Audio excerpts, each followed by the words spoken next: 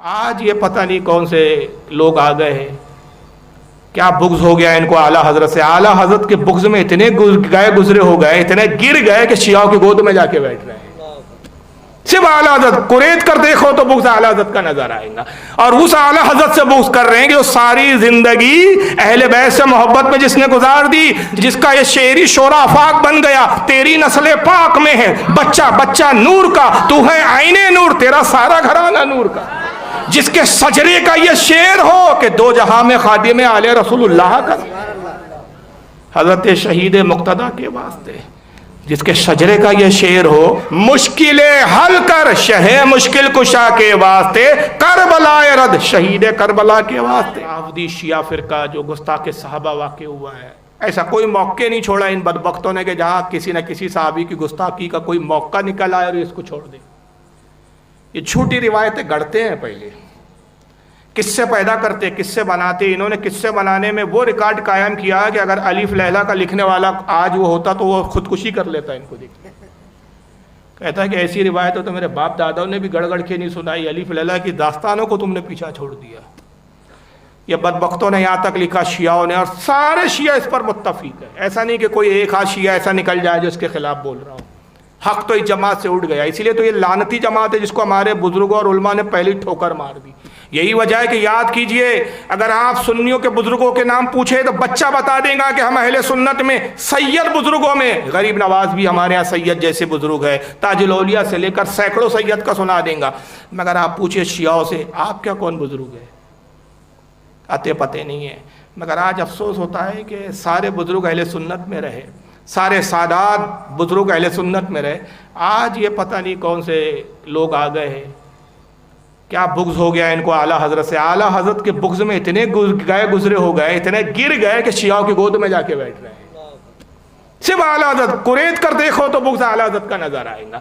اور اس اعلیٰ حضرت سے بغض کر رہے ہیں کہ جو ساری زندگی اہل بیت سے محبت میں جس نے گزار دی، جس کا یہ شعری شورا آفاق بن گیا. تیری نسل پاک میں ہے بچہ بچہ نور کا، تو ہے عین نور، تیرا سارا گھرانہ نور کا.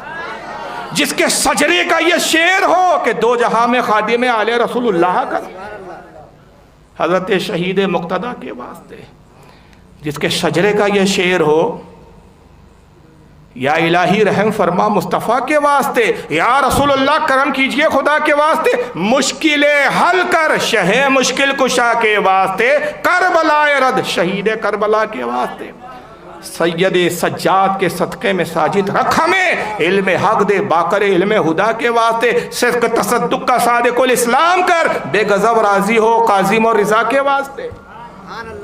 جس کا سجرہ اہل بیت سے ملتا ہو، جو اہل بیت کا اپنے آپ کو خادم اور غلام کہتا ہو، آج اس کو نازبی بول کے یہ درگاہ پہ مورچھل جھلنے والے یہ عاشقان اہل بیت ہو گئے. اوقات نہیں کے سامنے بیٹھ کے علم کی روشنی میں بات کر لے. گنڈے اور موالیوں کے ساتھ بیٹھ کے ہجوم کو یہ دین سمجھتے ہیں، گنڈے اور موالیوں کی بھیڑ کو یہ صاحب اسلام کی خدمت سمجھتے ہیں.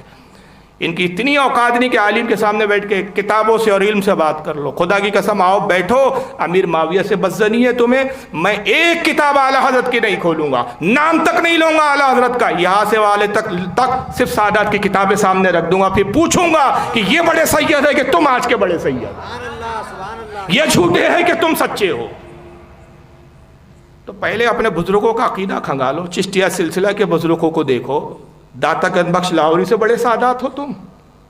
داتا گنج بخش لاہوری نے کیا کہا امیر معاویہ کے بارے میں؟ جاؤ دیکھو ان کی کتاب کشف المحجوب دیکھو، نظام الدین اولیاء کی فوائد الفوائد دیکھو،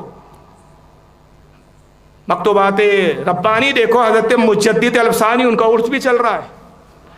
کیا کہتے ہیں حضرت امام مجدد الفسانی شیخ احمد سہندی رحمۃ اللہ علیہ، مکتوبات ربانی ان کی کتاب ہے. کہتے ہیں عزیز نصف صحابہ امیر معاویہ کے ساتھ تھے، نصف صحابہ حضرت علی کے ساتھ تھے. یہ بڑے ہیں، ہماری اوقات نہیں کہ ان کے معاملات میں ہم دخل اندازی کریں. اگر ہم نے کسی بھی فریقین کے لوگوں کو غلط کہا، آدھے دین سے اعتماد اٹھ جائے گا، آدھا دین ختم ہو جائے گا کہ دونوں طرف صحابہ اور دونوں سے اب تک دین پہنچا ہے. اپنی زبانوں کو روکو. ہر بزرگ نے کہا کہ زبانوں کو روکو.